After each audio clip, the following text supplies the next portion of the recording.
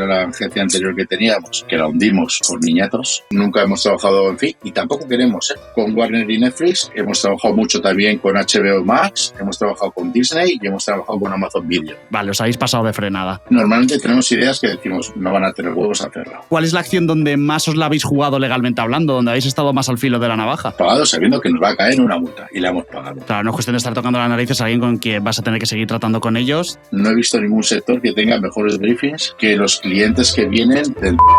En este episodio contamos con Álvaro Rey, fundador y CEO de Antonic, una agencia que convierte ideas que parecen imposibles en experiencias reales. Trabajan con marcas como Netflix, Coca-Cola, Warner o Disney, llevando a cabo proyectos que otras agencias ni siquiera se plantearían. Álvaro nos cuenta cómo gestionan la incertidumbre en cada nuevo reto, la importancia de los permisos en activaciones urbanas y cómo es trabajar con algunas de las empresas más grandes del mundo. Además, repasamos los proyectos más ambiciosos que han realizado, los desafíos técnicos más extremos que han enfrentado y la estrategia detrás de su crecimiento sin recurrencia. Desciframos a Antonic. Esto es Descifrando Agencias. Soy Carlos Herrero, de Mr. Landon, y nuestro invitado es Álvaro Rey. Bienvenido, Álvaro. Hola a todos. Un placer tenerte aquí, Álvaro. Eres fundador y CEO de Antonic. ¿Cuánto hace que empezó esta aventura? Empezó hace años, muchos años, y empezó sin querer, sin darnos cuenta. En realidad la aventura empezó antes un poco con Washman, que era la agencia anterior que teníamos, que la hundimos por niñatos. Y justo en ese momento ya habíamos fundado un poco Antonic, y mientras hundíamos, íbamos a juicios y toda esa cosa con Washman, pues arrancamos y ya era 20 años, así que estamos en esta línea. O sea, 20 años ya en el sector. Y si hablamos de Antonic, ¿cómo se compone vuestra carta de servicios actualmente? ¿Qué vende Antonic? Que tengo bastante curiosidad, además. Hostia, nos cuesta un montón explicar qué hacemos. Pero de verdad, imaginaba. Nos cuesta mucho sin dar una chapa de 20 minutos enseñando cosas. Es más, en nuestra presentación hay una diapo que pone no sabemos definirnos en 2 frases y mi madre tampoco. Pero por explicarlo un poco, nosotros vendemos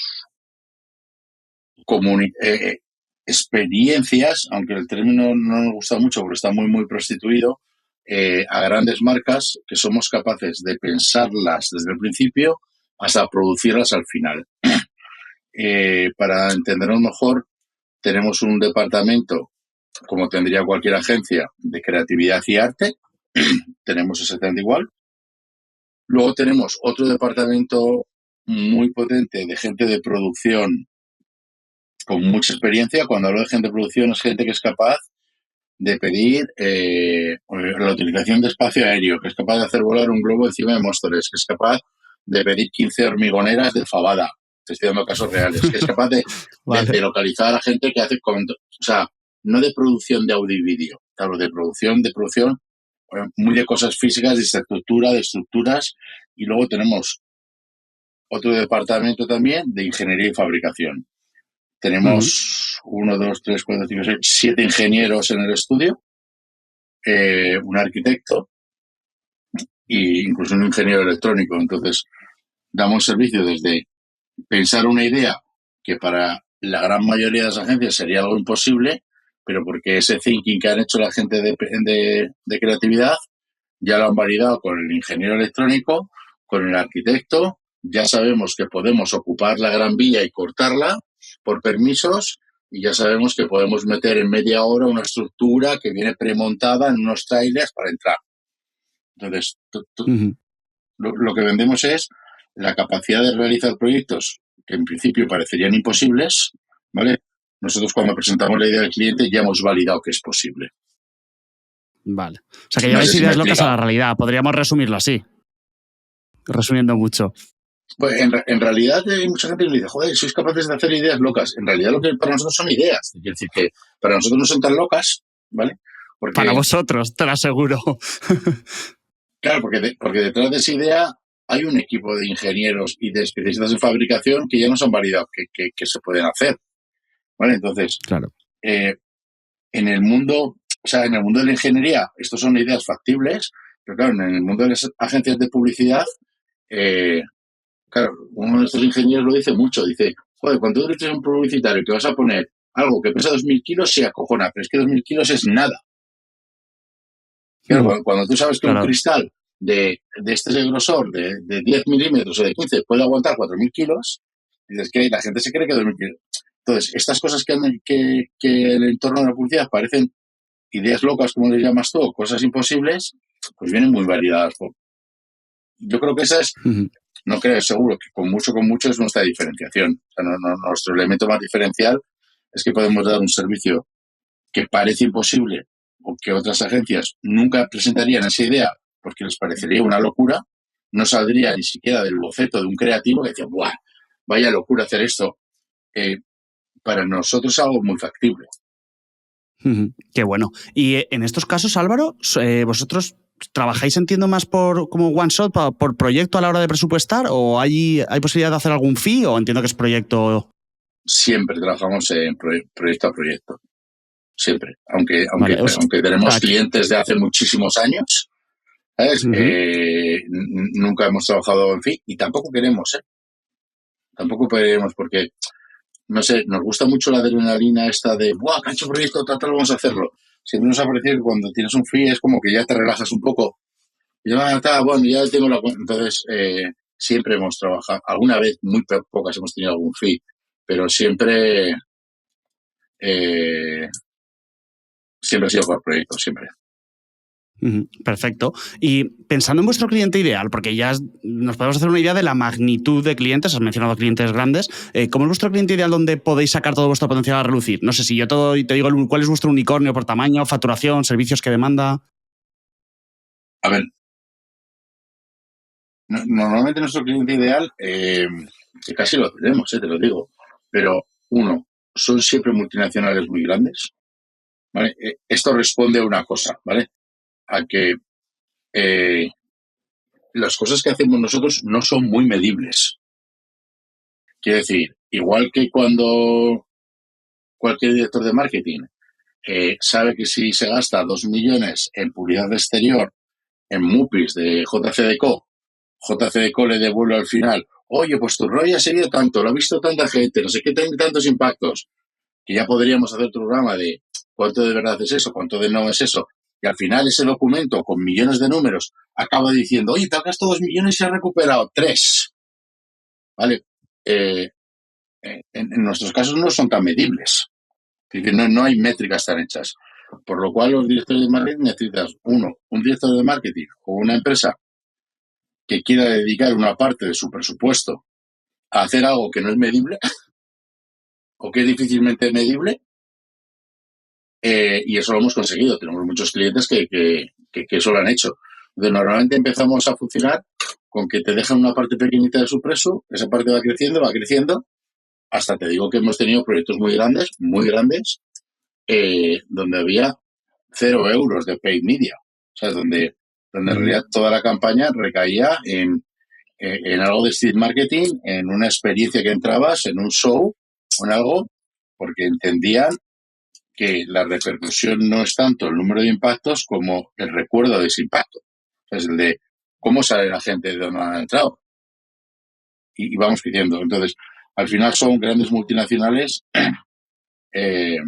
O sea, nosotros trabajamos, te puedo contar, trabajamos muchísimo para Warner, muchísimo para Netflix, hemos currado para Bankinter, hemos currado para Banco Santander, hemos currado para BBVA, para el Corte Inglés, para Levi's, para Disney. Entonces son marcas muy grandes, con precios muy grandes, te dejan una parte para decir, oye, yo voy a hacer todo esto que es medible, perfectamente medible, pero esto que parece loco y que funciona muy bien y que luego lo pones en una carpeta y dices, joder, qué de puta madre, pues también lo quiero. Pero claro, en un presupuesto pequeño tampoco te lo puedo. Hay mucha gente que no quiere. Entendido. ¿Y cuántas personas sois ahora mismo en Antonic y cómo estáis organizados a nivel equipo? Me has mencionado algunos departamentos, pero como también al mismo tiempo distintos perfiles, ¿no? Que arquitectos, ingenieros. Entonces esto no es muy habitual. Entonces, ¿cómo estáis ahí organizados? A ver, somos algo más de 20, no me acuerdo exactamente, pero entre 20 y 25. ¿Vale? Y Y evitamos mucho en la sección esta de departamentos, ¿vale? Lo que organizamos luego los proyectos por equipos.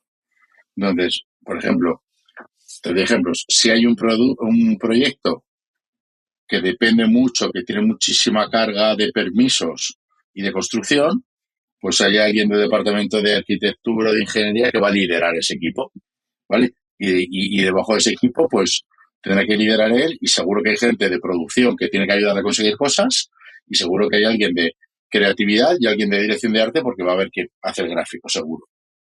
Si el trabajo no es tanto de eso y es tanto de crear una experiencia indoor en un espacio que es casi algo preciosista, muy bonito, que tienes que encajar muy bien con el usuario y todo esto, pues seguro que lo va a liderar alguien de creatividad con dirección de arte, que va a necesitar apoyo de gente de fabricación, de interioristas. Entonces, aunque sí que es verdad que hay un grupo de gente que sería el típico que esperas en una agencia de publicidad, que son creatividad y dirección de arte y ilustración, ¿vale? Que son unos, te voy a decir, ojo, unos 6 7 personas, ¿vale? Okay. Luego hay una parte de proyección grande, de producción grande, que se dedican a conseguir cosas. Es que conseguir, por ejemplo, ahora mismo están localizando rollos enormes de tela de fibra óptica, a la vez que están localizando cómo hacer unas texturas falsas de madera,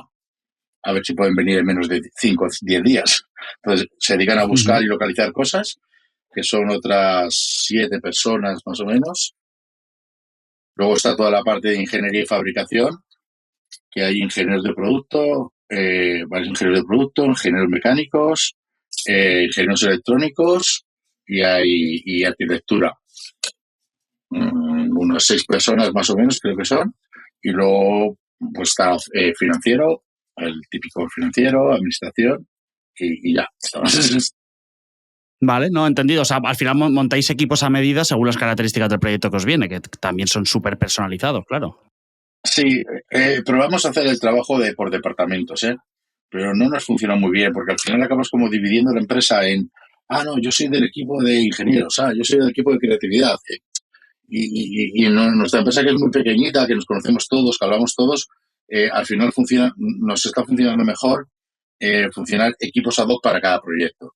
Porque luego cada proyecto es súper diferente unos de otros, súper diferentes. Tenemos equipos, muchas veces hay otras agencias que nos piden cosas. Es decir, hay agencias que nos dicen, oye, que tengo esta movida que se le ha ocurrido a nuestros creativos, que no tenemos ni idea de cómo empezar a producirla. Que ya pasa por su departamento de producción, pero no saben hacerlo, nos ayuda y se lo ayudamos. Igual es una producción que no pasa por creatividad ni diseño ni nada, y va directamente a la gente de fabricación. De, oye, ¿cómo fabricamos esto? Entonces, al final creamos, pues hay equipos hay proyectos que igual lleva una persona solo porque es fabricar una cosa, y hay equipos que juntan a 12 personas.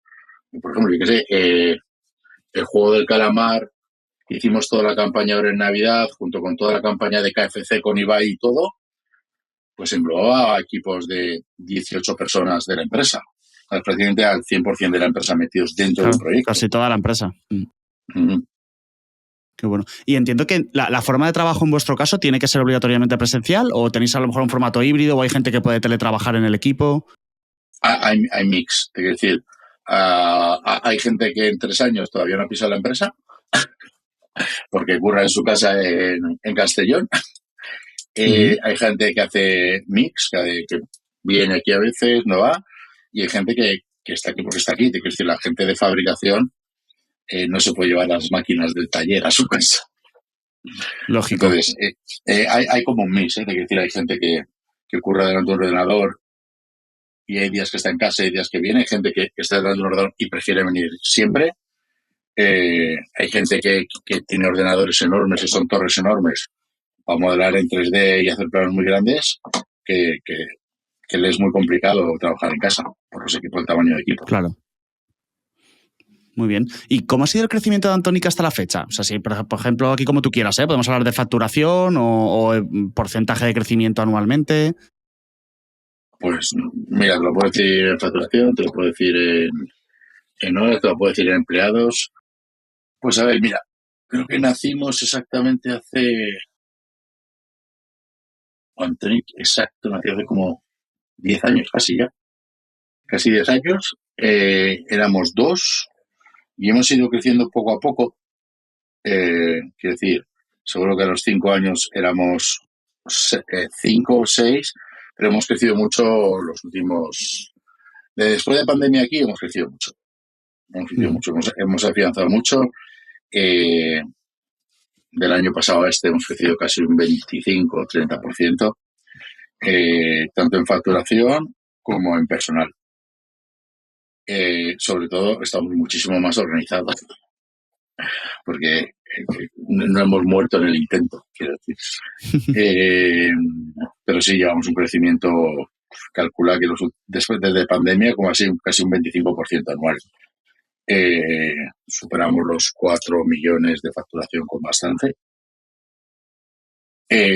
Con previsiones de este año superarlos con bastante más. Es que eso te iba a preguntar porque digo, no sé si, bueno, sabiendo la evolución vale, pero si previsión o objetivos, sabiendo que vais tan por proyectos, pero claro, entiendo que vuestros proyectos también tenéis prácticamente a lo mejor el año cerrado ya, ¿no? A nivel calendario, no son cosas que te digan el mes que viene necesito algo.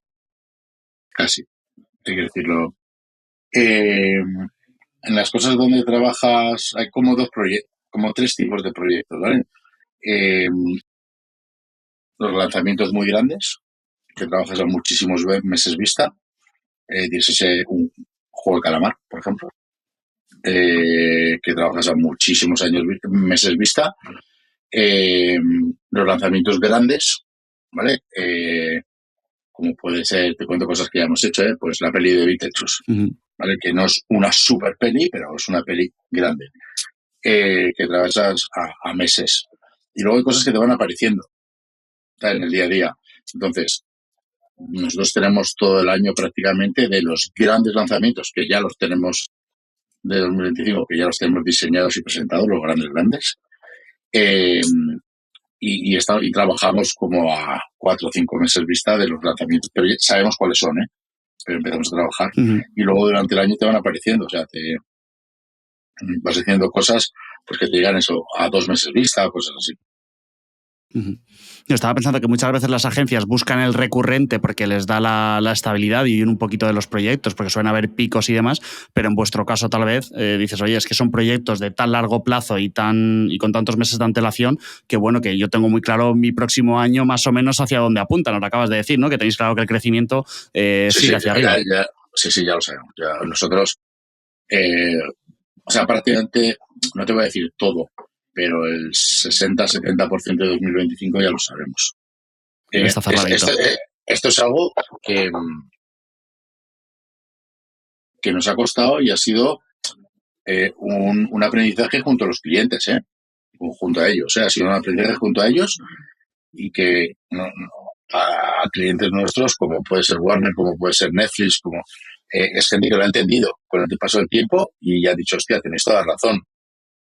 Pero porque son cosas que cuando te piden cosas en la calle o cosas así, tú dices, oye, mira, es que si me involucras en el proyecto 2 meses antes, te voy a decir que para hacer cualquier cosa en mitad de la calle necesitas 40 días de aviso al ayuntamiento. Entonces, si me avisas 2 meses antes, entre que lo pienso, lo apruebo, lo pensamos, ya no podemos hacerlo. Entonces, yo elimino muchísimas cosas que podrían estar súper guay, pero que ya están fuera del plazo. Entonces, esto es un aprendizaje que hemos tenido conjunto y que se lo agradezco un montón que hemos asumido los dos, que nos involucran en los plazos muchísimos meses antes para decir, oye, vamos pensando por si tenemos que hacer muchas cosas en la calle. No sé, en la última campaña del Juego del Calamar, que empezamos muchos antes, que sacamos la muñeca del Juego del Calamar de ruta por toda España, por todos los pueblecitos, tuvimos que pedir permisos, no te exagero, pero 30 permisos en 30 ubicaciones diferentes. Vale. Entonces, esos permisos te llevan un montón de tiempo. Hay veces que esos permisos están muy cerca del mar e incluye al Ayuntamiento y al Ministerio de Costas. Son cosas complicadas que dices, si quieres llevar, tan sencillo como si quieres llevar la muñeca a San Sebastián y ponerla cerca del mar, que es la foto bonita que todos queremos, bueno, pues hay que saber que el mar incluye el Ministerio de Costas. El Ministerio de Costas va a tardar 2-3 meses en contestarte. Por lo cual, si queremos ir a hacer eso, hay que ir mucho antes. Entonces, que es un ejemplo que hemos ido aprendiendo todos, tanto nosotros como el cliente, y el cliente lo ha entendido y nos involucra en los proyectos muchísimo antes. Oye, Carlos, perdona que te interrumpa, pero hay algo que las agencias que nos estáis escuchando seguro que queréis conocer. Dale, Borja. Es que muchas necesitaréis prestar servicios de paid media, de desarrollo web o de SEO a sus clientes, pero no queréis contratar equipo interno ni depender de Filas u otras agencias que son vuestra competencia. En Mr. Lando somos expertos en estas áreas. Trabajamos exclusivamente con agencias y lo hacemos bajo un modelo que os asegura un 30% de rentabilidad en todos los proyectos. Entonces, si crees que nuestros equipos pueden encajar, te dejamos en la descripción un enlace para que puedas contactarnos. Y ahora te dejo que sigas disfrutando de este episodio. Qué bueno. Y Álvaro, yo lo que estaba pensando es que, no sé, o sea, pongo el ejemplo, montar una agencia de marketing pues que gestiona campañas en Google o que hace webs, en el fondo es algo sencillo porque al día siguiente puedes estar operando. Pero montar una agencia que convierte ideas como la que hemos estado hablando en experiencias reales, con desarrollos físicos y tecnológicos, o sea, eso son palabras mayores. Entonces, no sé cómo empieza en sus inicios Antonic y en qué momento encuentra su lugar en este tipo de proyectos. Es decir, desde el primer día entiendo que no podíais ofrecer todo lo que ofrecéis ahora, ¿no? ¿Cómo empezasteis y cómo llegáis a este punto? Comentamos que lo hacemos por aburrimiento. Es decir, cuando digo por aburrimiento es que un poco nosotros, si quieres te cuento un poco la evolución de los últimos casi 20 años, pero la mayoría de nosotros, incluido yo, venimos de diseño industrial, de diseñar elementos industriales complejos y en la mayoría de los casos aburridos, ¿vale? Y son procesos muy largos. Entonces yo a la gente, yo suelo explicar que diseñar una silla sencilla, te lleva un año entero. ¿Vale? Entonces, cuando empezamos a entrar aquí, empezamos a diseñar estas cosas y es aburrido. Y empezamos a hacer luego diseño gráfico. Y me jode que igual diseño gráfico, te sientas en la haces tal, y en 2 semanas tienes una pieza terminada. Y luego hubo una temporada muy grande que hicimos diseño gráfico. Hicimos toda la imagen de Pocoyo y 1.000.000 de cosas. De ahí pasamos un poco al mundo interactivo. O sea, íbamos saltando porque decíamos, ay, no sé si es por aburrimiento de diseño industrial o porque me gusta más el gráfico, pero íbamos saltando. Y de repente pasamos al mundo interactivo, pero con todo el know-how que sabíamos de diseño industrial, que prácticamente hacíamos diseño industrial también electrónico, que en esa época programábamos chips. Empezamos a decir, oye, ¿por qué no sacamos el diseño interactivo de las pantallas fuera? ¿Vale? Entonces, para que te hagas una idea, éramos capaces en esa época de meter mini sensores debajo de los monitores, poner margaritas y que soplabas al monitor y las margaritas se movían. Estoy hablando de hace 15 años. Entonces, empezamos a hacer lo que hoy se conoce mucho como Internet de las cosas, ¿vale? En una época que hacíamos objetos interactivos y de hacer pequeños objetos interactivos empezamos a hacer espacios interactivos. Y cuando hacíamos espacios interactivos muy grandes fue el primer contacto casi que tuvimos con marcas. Porque calcula que nosotros en esa época, cuando hacíamos espacios interactivos, hacíamos el Museo de la Ciencia de no sé dónde, el Museo del Vino de tal sitio. Una época que hacíamos casi arte digital y teníamos exposiciones. Entonces, hubo marcas que se empezaron a acercar a nosotros en esa época que nos decían, oye, si hacéis un espacio interactivo, quiero presentar mi teléfono móvil que ahora puede mandar mensajes de texto. Esto es literal, ¿eh? Hicimos la presentación de los SMS para Motorola. Y de empezar a conectar con esas marcas, empecemos a entender qué es la comunicación y nos sentimos cómodos ahí y poco a poco fuimos creciendo en ese ámbito, ¿no? Nunca ha sido algo pensado, estructurado, con una estrategia en un papel, bueno, ¿no? Y de repente hemos estado y, joder, como nos gustaba más este área, pues trabajábamos en ese área. Y como nos flipaba este, pues trabajamos en este. Nunca hemos pensado, oye, tenemos que montar una empresa que haga esto. Uh-huh. Claro, o sea, es que lo imaginaba, ¿eh? O sea, que ha sido una simple evolución de ir sumando cosas al proceso y cada vez hacerlo más grande hasta llegar a este punto. Sí, literal. Me gustaría también... Es eso. Ha sido así, ¿no? Vale. Sí. Entonces, ahora me gustaría conocer un poco más, porque estaba pensando, han mencionado a Netflix, ¿no? Pues cómo es este proceso desde que os llega Netflix o cualquier otra empresa con la que trabajáis, con un brief y el proceso creativo que hay detrás con su ejecución y puesta en marcha. Así que, bueno, pues empezando un poco por el principio, ¿cómo es un brief de Netflix o Warner? Que imagino que pequeñito no tiene que ser. Bueno, son briefings muy estructurados que normalmente llegan de internacional. ¿Vale? Quiero decir, el mundo que hemos entrado y estamos muy cómodos porque cada día es una movida totalmente diferente, el mundo del entretenimiento y de lanzar pelis o series, viene muy cerrado de internacional, salvo que sea una peli española que te viene muy cerrada aquí. Ellos te dicen, oye, esta es la carátula, nos queremos posicionar en este tipo de gente, estas son nuestras líneas de comunicación y te puedo dar unos ejemplos de cosas que me gustan, cosas que no me gustan, qué se puede hacer y qué no se puede hacer, ¿vale? Y a partir de ahí, que ellos tienen una campaña de exterior, una campaña que viene prácticamente cerrada internacional, te dice, oye, con esto, mira que ya tenemos cubierto la masa de impactos en millones, ahora queremos hacer algo muy experiencial donde la awareness sea increíble. Y el awareness que sea increíble tanto para la peli como para la marca, ¿vale? Y ahí es nuestra parte. Entonces, de esos briefings que son muy grandes, que vienen muy cerrados internacional, luego hay una parte muy bajada por local, en España, ¿vale? Que dicen, oye, mira que este briefing, cuando lo ponemos en España, lo vemos de local así, así, así, y te lo estructura muy bien el briefing. Normalmente lo estructura muy bien. Digo muy bien porque hay otros sectores que te vienen con un briefing así de 2 hojas, o casi, no hay briefing y te lo cuentan en una vídeo.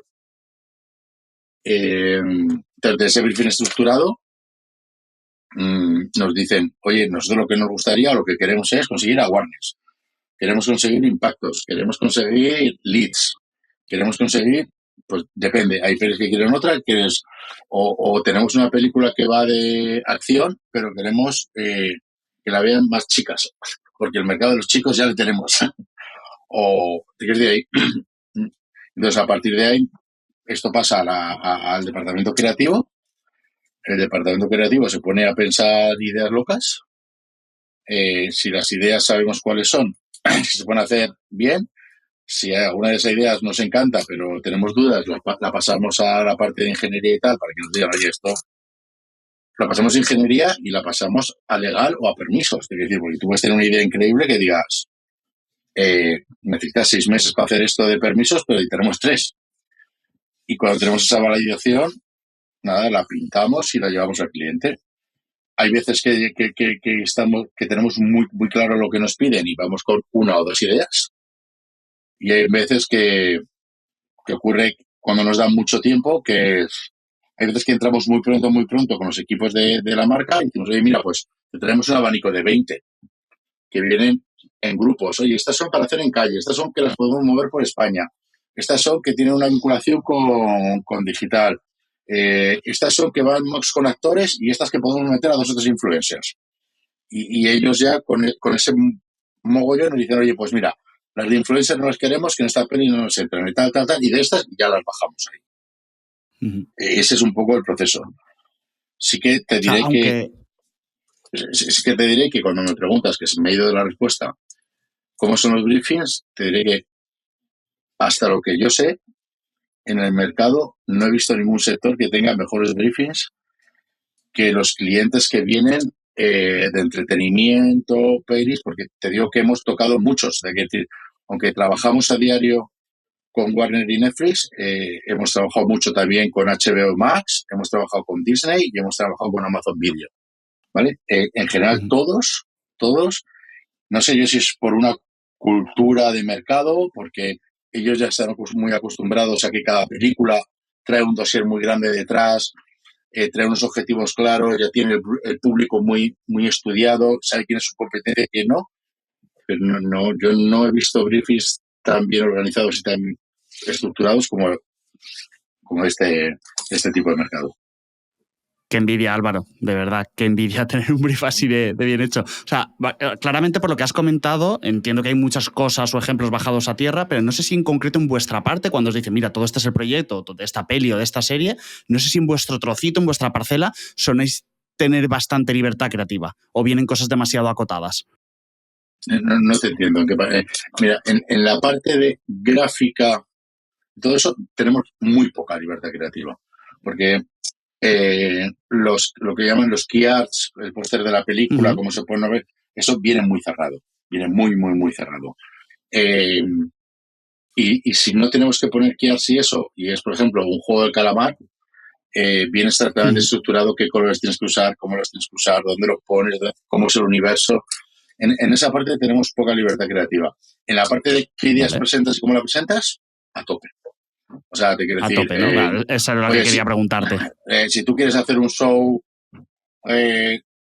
con 3.000 luces debajo del agua, como hicimos con Stranger Things, y plantear que quieres proyectar en el Guggenheim de Bilbao, pues lo presentamos y lo hicimos. Te quiero decir que, es más, nos demanda mucho esto de, oye, queremos algo que nunca se haya hecho antes. Entonces, esta movida incluye que la libertad creativa es muy grande. Claro. Y no es que la tengamos, es que nos lo exigen bastante. Nos exigen, oye, no nos vengáis con algo que ya conozcamos, que ya sepamos o que ya hayamos visto. Qué bueno. ¿Y hay alguna idea que os hayan rechazado por ser demasiado bestia? Sí. O sea, no te digo que porque puede no gustar o preferir otra, ¿eh? O sea, me refiero a lo de decir, ostras, vais ahí diciendo esto es la leche y uno ha dicho, vale, os habéis pasado de frenada. Mira, yo te voy a contar una cosa que igual me repercute, pero normalmente tenemos ideas que decimos, no van a tener huevos a hacerla. ¿Vale? Siempre tienes alguna. Porque estás en el bug de este. Entonces, cuando tenemos una idea que igual ahora luego lo escuchan pues, mis clientes y dicen, eres un cabrón. Pero cuando tenemos alguna idea que está en el borde de decir, no sé si van a tener huevos o no hacerla, lo que hacemos es contar una más bestia. ¿Vale? Entonces, vamos con una que sabemos que no van a tener huevos. O sea, que es una puta locura. Entonces, tú de repente llega y le presentas al cliente y digo, tengo una idea que me encanta, pero creo que no vas a tener huevos, no sé qué. Y dices, joder, tío, te has pasado. Y cuando le cuente la siguiente, hombre, ya, esto ya es bastante mejor. Entonces, usamos la técnica de te voy a contar una puta animalada para que la otra, que yo creo que vas a tener dudas, la compares con esta y ya digas no tienes dudas. Oye, buena estrategia, ¿eh? Pero sí, hay muchas cosas que nos han dicho no podemos o porque va a ser un lío con los ayuntamientos o porque nos ponen un punto que alguien se va a cagar en nosotros. Sí. Vale. A ver, pero que te quiero decir que la guardamos en un cajón diciendo que en algún momento alguien igual. Igual alguien se anima, claro, o es cuestión de tiempo. Igual alguien va luego y le apetece. También yo te digo una cosa, que el mercado evoluciona, ¿eh? Y lo que era de antes algo muy políticamente correcto, que ese tono no lo podemos tratar, bueno, que igual alguien se ofende. Ahora mismo, cuando te encuentras a que los periodistas de hoy, los comunicadores son influencers que están en su casa hablando de forma normal y corriente, te das cuenta que si tú quieres llegar a un público, por ejemplo, muy joven, no seas políticamente correcto hablando. Y cuando digo hablando, digo comunicando. Quiere decir que hace años hubiese sido impensable, por lo menos para nosotros, decir, oye, vas a hacer un charco de sangre en la calle. Hoy es algo que es perfectamente que lo puedes plantear. Dices, no puedes decir que tú no vas a poner un charco de sangre en la calle cuando tu público está jugando a juegos donde mata a 100.000 personas cada día en un videojuego. O sea, es complicado, te quiero decir. ¿Y suelen dar muchas vueltas a las propuestas hasta que se acepta la definitiva? O sea, ¿cuáles suelen ser un poco los tiempos en proyectos de este tipo?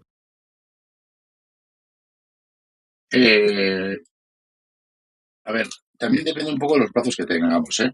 Quiero decir, si tú tienes muchos meses, tú vas a llegar con propuestas y como tienes más tiempo, le das más vueltas, ves más propuestas. Si a ti se te acota el tiempo, no tienes tanto tiempo. Sí que es verdad, sí que es verdad que a veces, aunque tengas mucho tiempo, que llegas y dices, normalmente lo sabes, ¿eh? Dices, este es un ideón que les va a encantar. Y ellos lo ven y dicen, bueno, ya está, pum. Chacota y te tiras meses puliéndolo, dejándolo claro. Hay veces que das 1000 vueltas también, pero yo creo que no es tanto una parte del cliente, sino es tanto que lleguemos habiendo tocado el clavo y diciendo, oye, esta es la idea. Hay veces que te cuesta y hay veces que sale rápido. También es algo que no depende tanto del cliente como de, si me preguntas, ¿son pesos los clientes dando tal? Y yo creo que es más que nosotros lleguemos con algo que digas, joder, ha encajado perfecto. Y a partir de ahí puedes estar 2 meses puliéndolo, pero ya está. Pero le vas a dar todas las vueltas de todo el tiempo que tengas. Es decir, hay proyectos tan grandes como el de KFC con Ibai y el juego de calamar, que fueron con poquísimo tiempo y se ejecutan y se piensan y se ejecutan en casi ni 2 meses. Y hay proyectos bueno, que vienen con mucho más tiempo y estás 6 meses trabajándole. Claro. ¿Y cómo se presupuesta algo que igual todavía ni sabes qué vas a hacer? Pues eso es complicado. Quiero decir, nosotros lo que pedimos siempre es que nos den una horquilla de presupuesto. ¿Vale? O sea, no podemos trabajar sin un presupuesto. Y hay gente que nos dice, y esto pasa mucho, y dice, bueno, y hay gente que nos dice, bueno, si la idea es muy buena, tendremos presupuesto. Y entonces le digo, ya, vale, yo te puedo contar una cosa real. Yo sé cuánto cuesta pintar un Falcon 9 de SpaceX para que despegue, porque una vez lo planteamos. Hombre, pero que igual no tengo millones. Y yo, bueno, pues entonces tienes una acotación de presupuesto ya, no tienes millones. Está claro, no tienes. Entonces, podemos seguir hablando así y llegaremos a un acuerdo que estás entre tanto. Entonces, cuando nos dan esa horquilla, nosotros pensamos, y esto es un poco por experiencia, por decir, oye, mira, con esta idea nos va a costar entre 50 y 100.000. Y luego cuando la vas bajando un poco más, no hacemos un presupuesto entero, detallado, al principio, porque es muchísimo esfuerzo. Es decir, porque nosotros cada proyecto que hacemos es radicalmente diferente al anterior.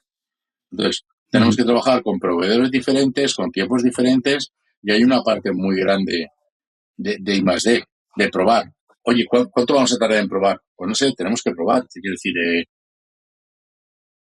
no hace mucho estuvimos haciendo la mano que se mueve de Cosa, de Wednesday, ¿vale? sí. Para poder moverla con un mando de la Play. ¿Cuánto tiempo vamos a tardar en hacerlo? Pues tenemos un poco de idea, pero no sabes exactamente si vas a tardar muy poco o vas a tardar mucho más. Entonces, hacemos un presupuesto estimado. Decimos, oye, estamos en esta horquilla de presupuesto. En esta horquilla. Entonces, cuando tú nos dices, me gusta esta idea, vamos a bajarla, ahí empezamos a hacer un presupuesto finalista. A ver, hay cosas que sabemos, que si alguien...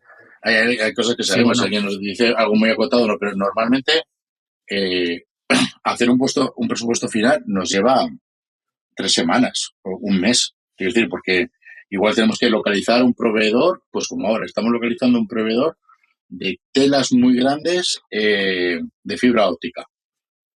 Pues saber el precio tienes que localizar el proveedor, que el proveedor esté en tiempos, que lo pueda importar, que no tenga problemas con la aduana.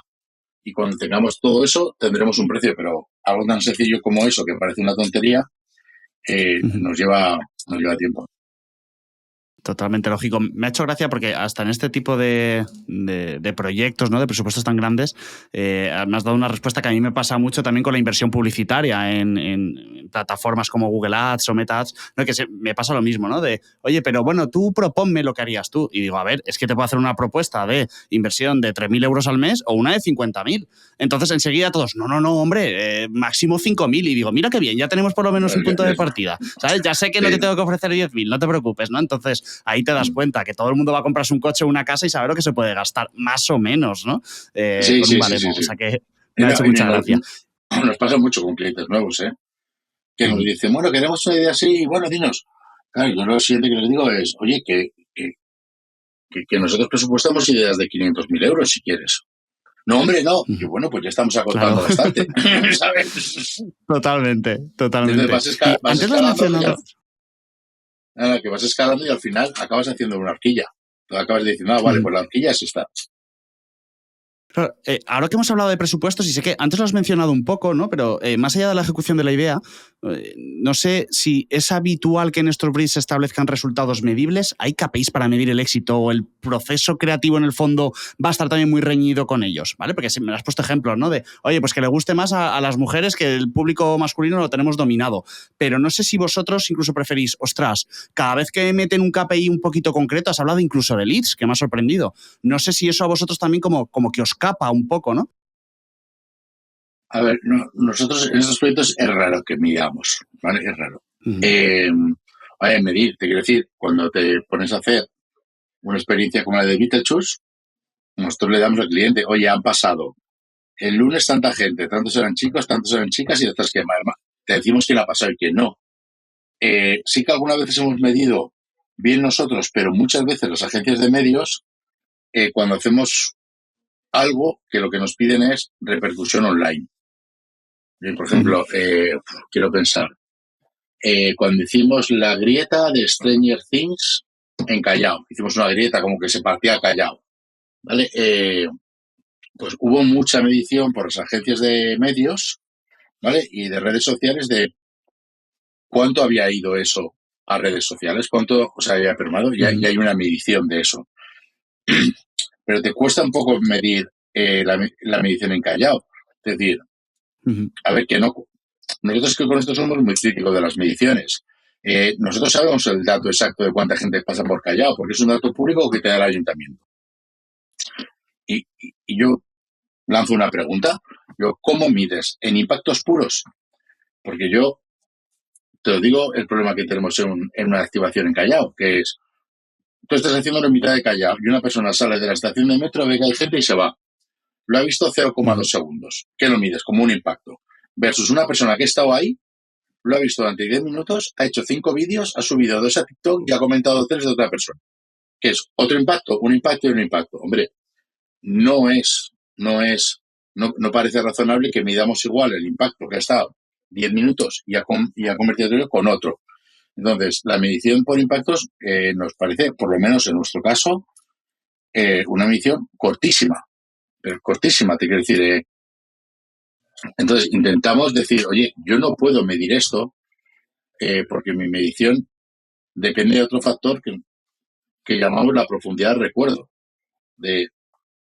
Oye, es muy diferente que tú pases por un escaparate, te gires y lo mires, a que tú pases y ni te gires, a que te gires y estés jugando con ese escaparate. Es decir, hace muchos años hicimos un escaparate para Star Wars, que eran como 5 troopers que cuando pasabas giraban la cabeza y te miraban y te iban siguiendo con la mirada, ¿vale? Entonces había colas para jugar con ellos. Entonces, ¿cómo mides eso? Porque los mismos que eran en el Corte Inglés de Callao, el mismo número de personas que pasó por donde el escaparate, pasó por el escaparate de FNAC. ¿No? El mismo número. Porque iban para adelante o para atrás. Pero no puedes medir, bueno, pues han pasado 250.000 personas. Y bueno, pero es que en una se han parado a jugar y en la otra no. Entonces, claro, te falta ese dato de quién se ha ido a casa recordando que jugó con los troopers. ¿Quién ha grabado el vídeo y lo ha mandado? Pues esa profundidad del mensaje es algo que ni nosotros medimos, ni de normal he visto que mida la gente ni las agencias de medios.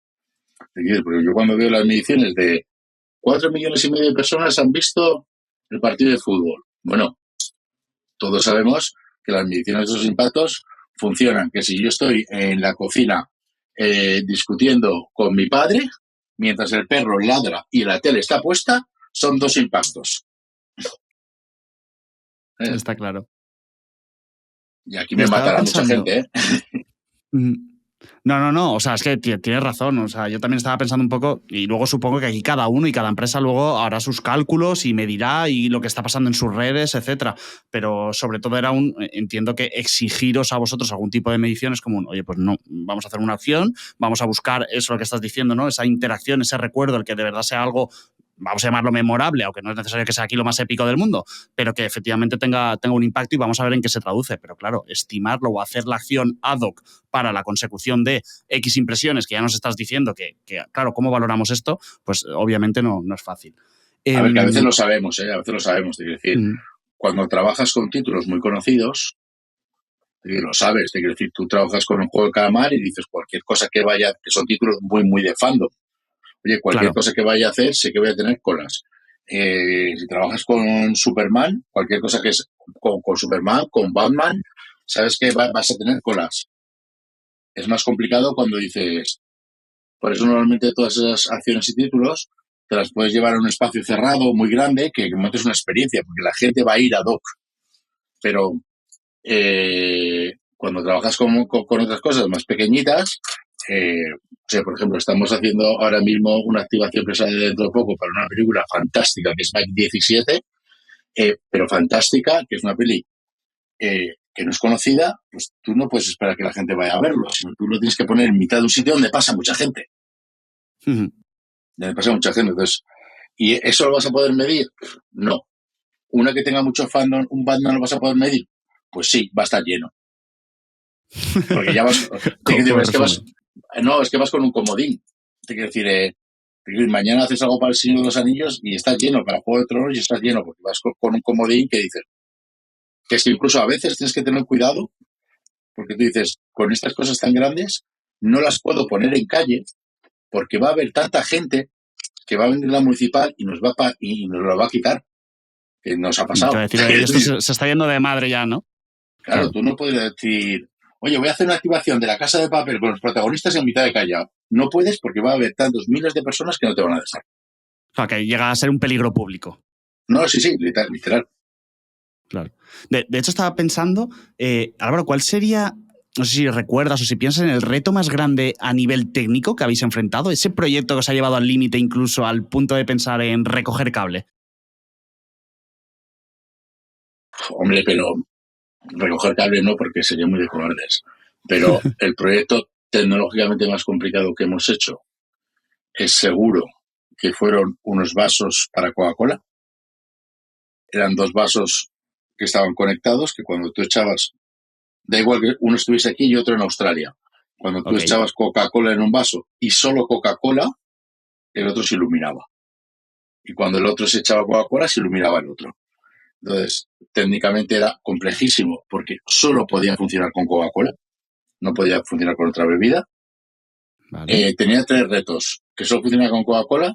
2, que tuviese certificación alimenticia, quiere decir que toda la tecnología que metas ahí tiene que poder ponerle un alimento encima y ser certificado para eso. Vale. Y el tercer reto era que no tenía que tener cables, que tenía que ser un vaso normal que puedas meter a lavavajillas. Ni cables, ni conectores, y que tenía que ser algo muy sencillo, que no.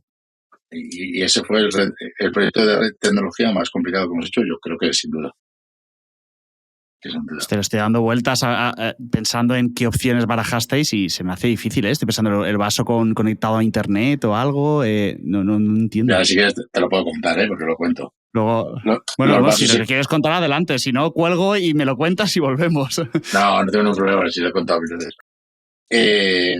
Nada, la certificación, toda la tecnología lo metíamos en un capsulado de silicona alimenticia cerrada entera, que conseguimos hacer muy, muy estanca y lo embutíamos en el fondo del vaso. Luego los vasos, entre ellos se comunicaban por llamadas perdidas.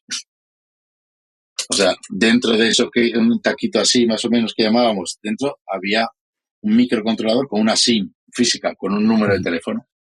Y yo llevaba como 3 sensores, uno que detectaba el volumen si cambiaba y entendía que caía líquido. Cuando ese se activaba, había otro que miraba el color del líquido que caía. Entonces, si era naranja, decía yo no me activo. Y cuando caía un color tipo la Coca-Cola, medía el pH, ¿vale? Para diferenciarlo de Pepsi, de Coca-Cola Light y todo. Entonces, cuando todo eso ocurría, hacía 2 llamadas perdidas a su vaso pareja. Y cuando su vaso pareja detectaba lo mismo, hacía otros 2 llamadas. Y había unas luces así que se encendían. Espectacular, me parece espectacular, Álvaro, de verdad. O sea, no sé cómo hacéis lo que hacéis, pero enhorabuena, es que no me sale otra palabra. Y era un proyecto muy para contar el concepto de amistad de Coca-Cola. Oye, yo tengo amigos de toda la vida, amistad, que por cosas de la vida nos hemos separado, o porque nos hemos casado, te has ido a currar a otra empresa. Entonces eran una pareja de vasos que tú le dabas otro vaso a tu mejor amigo. Entonces tu mejor amigo se lo llevaba. Y hay un momento que tú te tomas una Coca-Cola, te lo echabas, le decías a tu mejor amigo, oye, me estoy tomando una Coca-Cola acordándome de ti. Y se iluminaba el vaso de su amigo, y tu amigo se echaba una Coca-Cola y se iluminaba el tuyo. Entonces, de repente, a través de esa marca, tienes una vinculación con tu amigo en este concepto que tanto explota Coca-Cola, que es la amistad. Ese yo creo que tecnológicamente es el más complicado. Luego hemos tenido súper retos de permisos. Súper retos. O sea, yo, el año que hicimos... Dime. No, justo que estaba pensando, porque lo has mencionado a lo largo de la entrevista varias veces, el tema de permisos. Y como te he preguntado ahora cuál ha sido el reto técnico, digo, no sé cuál es la acción donde más os la habéis jugado legalmente hablando, donde habéis estado más al filo de la navaja. A ver, nuestro área de trabajo es casi alegal. Quiero decir, nosotros, lo que en las grandes ciudades, Madrid y Barcelona, los espacios publicitarios en el exterior están marcados. Dicen, oye, tú puedes hacer publicidad aquí, aquí y aquí. Y esos espacios, lo normal es que tengan exclusivistas que los gestionan. Nuestro día a día es encontrar esos huecos donde puedes hacer comunicación, que ni los exclusivistas han pensado en ellos, ni la normativa ha pensado en ellos y es algo que es alegal. Entonces, nosotros tenemos una abogada que la llamamos cada por eso. Oye, si hacemos esto, y ella te dice, pues la norma no dice que no. Entonces, si la norma no dice explícitamente que no, es que sí. Es que tú lo puedes hacer. Entonces, mucho, eso lo hacemos, es nuestro día a día. Quiero decir, es más, hemos abierto cosas que luego el ayuntamiento lo ha legislado. Pero creo que el proyecto, si me preguntas, el que más hemos sufrido con permisos fue el año que hicimos la proyección encima del Guggenheim y debajo de la ría de Bilbao para Stranger Things. Entonces, meter unas plataformas inmensas de focos debajo de la ría, que parecía que se abría una grieta de Stranger Things debajo de la ría, no te voy a exagerar, pero involucró llevar buzos a la ría para ver cómo era el fondo de la ría. Que nos hice hacer un plano de la ría con buzos ahí debajo. Eso implica meter un barco en la ría. Después de hacer ese plano, hacer un proyecto para Ministerio de Costas, porque eso entra el mar, por lo cual incluye el Ministerio de Costas. Otro proyecto para Bilbao Ría 2000, que es el puerto. Otro proyecto para el puerto de Bilbao, porque por ahí pasan barcos, y otro proyecto para el Ayuntamiento de Bilbao. Entonces tenían que estar alineados toda esa gente y toda esa gente tenía que dar su permiso para poder hacer eso, más luego ocupación de vía pública, camiones, maquinaria pesada, generadores, cortar la ría para que vayan 2 barcos muy grandes y dejen caer con una grúa esos focos, buzos para hundir los focos, más luego todos los proyectores que necesitas para proyectar en el Guggenheim. Eso fueron, no te voy a exagerar, pero 5 meses de permisos. Claro, porque ahí pues, se podría escapar cualquier detalle que dicen, ala, se viene abajo toda la acción, que también entiendo que... No, más que es que te dicen, oye, te falta el certificado del tornillo que vas a meter debajo de la estructura que sea de oxidación retardante por el salitre del agua. Porque ese tornillo que se exige Bueno, ellos son burocratas y dicen, oye, los tornillos si están en agua salada, te aplicamos la norma de las plataformas de petróleo. Ya, pero yo solo voy a estar 5 días. Que no hay una norma para 5 días y otra para 20 años. Entonces, vale. Parece una tontería, pero nosotros nos aplican la norma como si fuese estar 20 años. Claro. Estoy imaginando que los organismos que gestionan el tema de permisos y licencias en vía pública y demás, que os tienen que tener un cariño que se os echan a temblar cuando ven vuestro número. No sé, ¿qué tal os lleváis con ellos? Porque algunos seguro que ya los conocéis, ¿no? De grandes ciudades que soléis siempre estar trabajando ahí, como Madrid o Barcelona. Sí, o sea, yo te digo que la Junta de Distrito de Madrid y todo el área de publicidad de exterior y patrocinios tienen nuestros teléfonos, los tenemos. ¿Hacéis cena de Navidad conjunta? Nos conocemos un montón. Y tenemos muchas llamadas de, oye, hombre, ya, Álvaro, ya sabéis que eso no se puede hacer y que no autorizamos. Ya, pero si en el caso de que... sí, luego hay muchas que no, hay muchas que es la primera vez que vamos y es un aprendizaje decirle a alguien de Oviedo, oye, mira, vamos a hacer esto.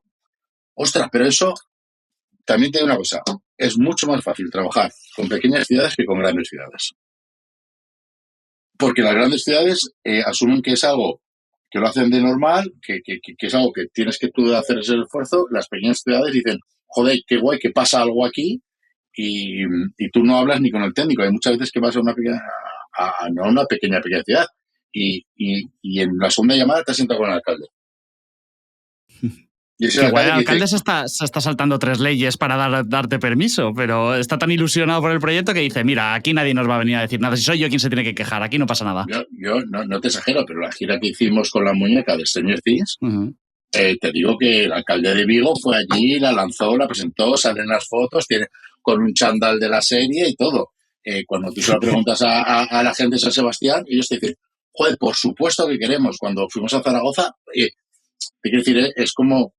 Y yo no entiendo esto, como no ocurren tantas cosas, dicen, ostras, que una marca tan grande quiera venir a Zaragoza, pongo Zaragoza, como te pongo Ronda, que también fuimos, que quieren venir a un sitio tal, no quiere decir que se vayan a saltar la norma, que no va a ocurrir, pero que te ponen todas las facilidades, es cierto, y que las normas tienen excepciones en toda la normativa. Es decir, que que si tú no puedes pasar un camión por una zona que está, pues en ese caso va a haber una excepción y vas a poder pasar un camión en una hora acotada. Uh-huh. Sí, entiendo que estaréis constantemente, como has dicho, ¿no? Que haces llamadas a la abogada también intentando encontrar, o no sé si huecos legales o ambigüedad en la ley, ¿no? Para intentar actuar en ese espacio que todo esto es campo todavía y ahí hay un huequecito Sí. donde podemos entrar nosotros ya para caparlo seguramente, pero bueno. Sí, es llamadas normales. La abogada puede decir, oye, aquí nos metemos en un lío muy grande si entramos. Uh-huh. Claro, que también entiendo que habrá una balanza muchas veces de si compensa o no el pago de una posible multa. ¿O eso se intenta evitar a toda costa? Esa balanza la hemos hecho hace muchos años, ¿vale? Y hemos pagado multas. Literal, hemos pagado sabiendo que nos va a caer una multa y la hemos pagado. Lo que nos ocurre con eso es que tú puedes pagar una multa, pero la multa al final te la pone una persona con nombres y apellidos que está en un departamento de publicidad exterior de tal, que al final nos conocemos todos y que al final tú no quieres con una persona con la que casi tratas a diario decirla, te pillo en un hueco legal y lo que no se podía hacer lo he conseguido hacer. O no, sé que no se podía hacer, pero tu multa me compensaba porque era mucho más barato que la acción. Entonces esa persona mañana te va a decir, no te apruebo nada. Entonces yo te digo que hace años, cuando éramos mucho más pequeños, hemos pagado multas sabiendo que no se iba a caer una multa y nos compensaba. La compensación económica normalmente siempre compensa, porque no son tan grandes las multas, te lo digo. Claro, son proyectos enormes. Lo que no te compensa es ponerte de malas con un técnico de un ayuntamiento, con una persona política o con algo que sabes que esa gente es con la que tienes que hablar para tu siguiente proyecto. Claro. Claro, no es cuestión de estar tocando las narices a alguien con quien vas a tener que seguir tratando con ellos, tanto por propio interés como también un poco por respeto al trabajo que está haciendo la otra persona, que al final al otro lado también hay alguien que simplemente hace su trabajo, ¿no? Y que al final tú hablas con el ayuntamiento. No, el ayuntamiento es Antonio, Enrique y María Ángeles. Y tú vas a ir hoy a sabiendas, ellos van a saber que a sabiendas te van a poner la multa y según te la pongan, dentro de una semana vas a llamarles para otro proyecto y te van a decir, tranqui. Pues ya te digo yo que la sartén en la mano la tienen ellos. Y tú les estás pidiendo usar su espacio. Entonces ellos tranquilamente te pueden decir, no. Y oye, Álvaro, ahora que no nos escucha nadie, ¿cuál es la multa más gorda que habéis asumido por una acción? Está en 10.000. 10.000. ¿Llega a las 6 cifras?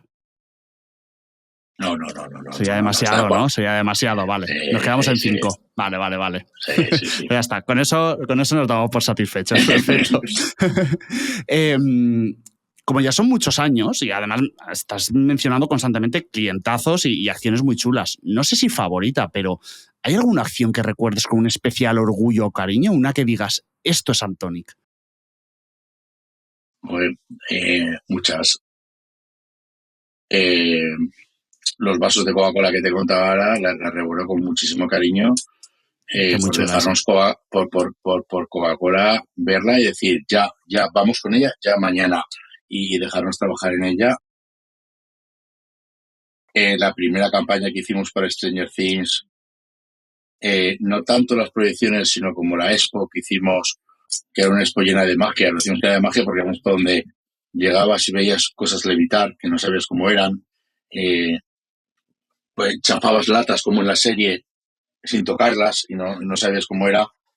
Esa parte de sabes que hay mucha tecnología, pero no ves ni un cable y todo se convierte en un juego de magia, casi como si fuese un parque temático, ocurrió mucho en Stranger Things, que la tengo muchísimo cariño. Pero igual que hay acciones que hicimos hace muchos años muy pequeñitas para una marca que no nos pega nada, pero que hicimos un montón de ellas para Amor de Cacharel, la colonia de L'Oréal. ¿Sí? Hicimos cosas muy chulas de cómo serían los primeros besos de los españoles, haciendo un estudio entero de marketing y poniendo como geoposicionando todos los besos. Pero tampoco hay algunos que tienen mucho cariño, otros que menos, pero joder, pero muchas, O sea, incluso hace te ha cambiado la voz años, y todo, recordando. Sí, pero pues, hace de muchos años, me acuerdo que hace 1 millón de años para Vodafone nos llevamos las oficinas a una valla publicitaria. Estuvimos currando casi 3 semanas colgados de una valla. Y no, normalmente tengo mucho cariño a campañas que en principio parecen imposibles y hiciste un esfuerzo enorme, enorme, enorme, enorme y dijo, oye, Te ha sido sale. posible. Hace muy poco tiempo que hicimos para Kong, la película de Kong contra Godzilla, Ujú. que hicimos un amaño a tamaño real de Kong enorme en una parada de metro que parecía que estaba reventando el techo. Entonces me acuerdo que esto fue los exclusivistas, esto es imposible que lo hagáis en el metro. El metro, esto no lo vais a poder hacer porque nuestros técnicos lo van a dejar. ¿Ya? Entonces, claro, te dicen tantos no, que te engorilas. Que es esto como cuando le dices a un vasco que para que un vasco lo haga solo tienes que decir no eres capaz de, pues, y al final quedó una acción preciosa. O sea, tú entrabas a la parada de metro de Nuevos Ministerios y parecía, y habíamos reventado el techo con cosas que salían del techo, que caían, y era una mano enorme, y dices, joder, pues al final no ves cómo lo hicimos. Igual no era la acción más grande ni más tal, pero era de, ¿no veis cómo se podía? Ujú. Qué bueno. Y Álvaro, siguiendo en esta línea, si tuvieras presupuesto ilimitado, ¿qué acción te gustaría hacer que aún no has podido? Pintar un cohete. Pintar un cohete. Igual Sí, si te ponen en contacto con Elon Musk, ese yo creo que se presta a todo. que te digo que nos pusimos en contacto con SpaceX una vez y lo preguntamos el coste y todo. O sea, que es una idea que ya presentamos y la presentamos con coste. Ujú. No sé, a mí la campaña que me encantaría es hacer un parque temático. Te quiero decir, un Disney World. Te quiero decir, que tú puedas coger una marca y decirle, mira, vamos a darle una experiencia tan grande como un parque temático y que la gente salga con la cara que sale cuando se baja de la experiencia que hay de Star Wars en Orlando o cuando se baja de, del tren de Harry Potter en esto, que tenga una experiencia de marca que no se crea para nada, que está comprando nada, ni que le estamos dando un mensaje publicitario, sino que tenga una vivencia tan grande que está diciendo, ¡buah! Me voy a dar otra vuelta. Que te quiero decir que es un poco lo que hicimos en la experiencia de Stranger Things hace muchos años. Entonces, que veas la cara de la gente diciendo, o sea, te crees que sales de un parque temático, pero sales de vivir 40 minutos con una marca. Total, hombre, la verdad es que molaría eso. Estaba pensando ya, digo, eso tiene que ser millones de euros, obviamente, porque es un parque temático, pero bueno, No, esa era la no, pregunta, ¿no? Tener presupuesto limitado. pero la experiencia de Ibai con KFC, por ejemplo, Ujú. al final era una marca que es Stranger Things con un anuncio continuo de 2 horas de publicidad de KFC, que no os olvidéis, si os acordáis, era aguante una bandeja con el menú de KFC. Entonces, Ujú. era un bodegón continuo de 2 horas del menú de KFC.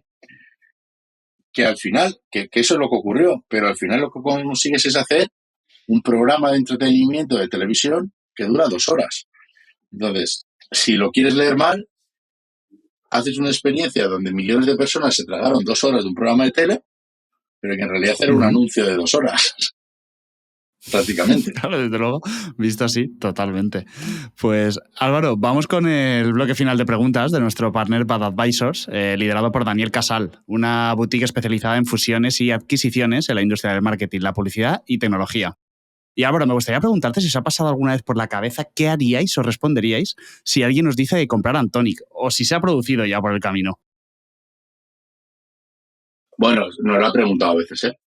Nos ha preguntado. ¿Qué haríamos? Pues sentarnos con alguien que nos lo cuente, sentarnos. Yo creo que en este mundo, igual que tú decías antes que hay ideas locas, pues las tienes que escuchar. Igual que alguien nos quiere contar algo, pues que escuchemos. Luego uno lo puedes decir a la mesa y diremos sí o no. Eh, Ujú. yo nunca he estado en un proceso de compra-venta de una empresa. No tengo ni idea cómo se hace. Entiendo que es una locura. Pero yo mañana me siento y lo escucho, claro. Es decir, Ujú.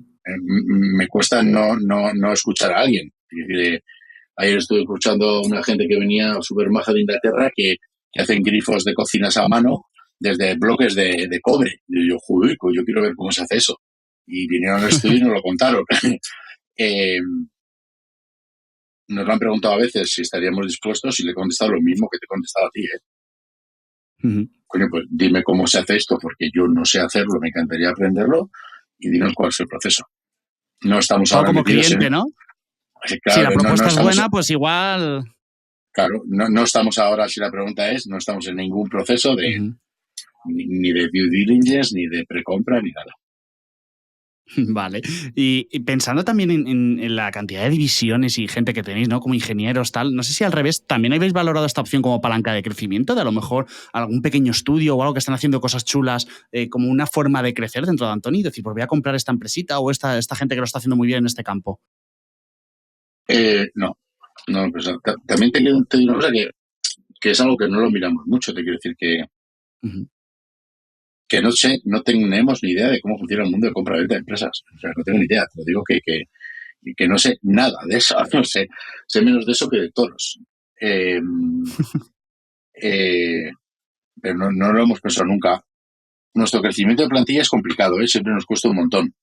Porque no hay un mercado muy grande para lo que hacemos. La ingeniería se dedica a una cosa y los ingenieros no acaban de entender qué es esto de meterse en el mundo de la comunicación. Pero nunca hemos planteado el crecimiento a través de compra, la verdad es eso. Te lo digo. Bueno, si algún día lo valoráis, te presento a Daniel y sin problemas. Álvaro, para ir terminando, me gustaría preguntar una pregunta que hago a todos los invitados, que es ¿quién es esa persona del sector que crees que todos deberíamos escuchar? Y sobre todo, si nos ayudarías a traerlo al podcast. Pues yo te voy a decir una cosa que suena raro, pero que yo estoy muy poco metido en el sector de la publicidad. Es decir, somos un poco de... No vamos a concursos, no estamos metidos en los sectores y tal. No tengo muchísima relación, pero Alfonso, que es el director de estrategia de Havas, es un tipazo que él dirá que no, pero que es un outsider de la publicidad y que desde un cargo que tiene de visión súper generalista, a mí me parece fantástico y increíble que siendo un outsider, que esté fuera de todo, tiene una visión cristalina de todo. Luego Borja Lofmonk, que también es fantástico, que son muy amigos los dos, que yo creo que es la persona que conozco que más sabe de música y es la gente que trabaja una pata de forma increíble y creo que no tienen absolutamente nada de competencia. ¿Sabes qué es? Cuando tú necesitas introducir la música en la comunicación, son los que más saben. O sea, cuando necesitas introducirla, desde la gestión de derechos hasta una estrategia general de cómo posiciono mi marca y en qué parte de la música debo estar, hasta cómo entro en festivales de música o que tengo esta pieza de vídeo y tengo que acompañarla de un audio. Entonces, es gente que le pasa un poco como nosotros, que viene de un área que aparentemente no tiene mucho que ver con la comunicación, como nosotros la ingeniería, ellos vienen del mundo de la música pura y que han encontrado su nicho aquí, han encontrado su nicho en este área. Los dos me parecen dos super personas para hablar de áreas que normalmente no se hablan. Que tú en una revista de publicidad no vas a encontrar a un Alfonso o a un... Bueno, a Alfonso igual sí, pero a un Borja hablándote de estas áreas. Oye, pues muchísimas gracias por las dos propuestas. Lo anoto aquí ya a ver si conseguimos convencerles y nos lo traemos al podcast. Muchísimas gracias por las recomendaciones.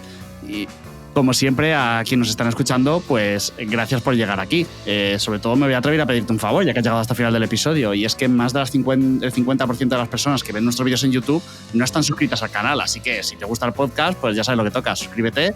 No te voy a pedir ni que actives la campanita, que yo también huyo de las notificaciones, pero joder, el botón de suscribirse es gratis y a nosotros nos ayuda muchísimo. Un clic y nos das una alegría. Álvaro, muchísimas gracias también a ti por este episodio que me ha encantado. Es una pasada ver lo que estáis haciendo desde Antonic, así que muchas gracias por este ratito. Nada, a vosotros. Mil gracias.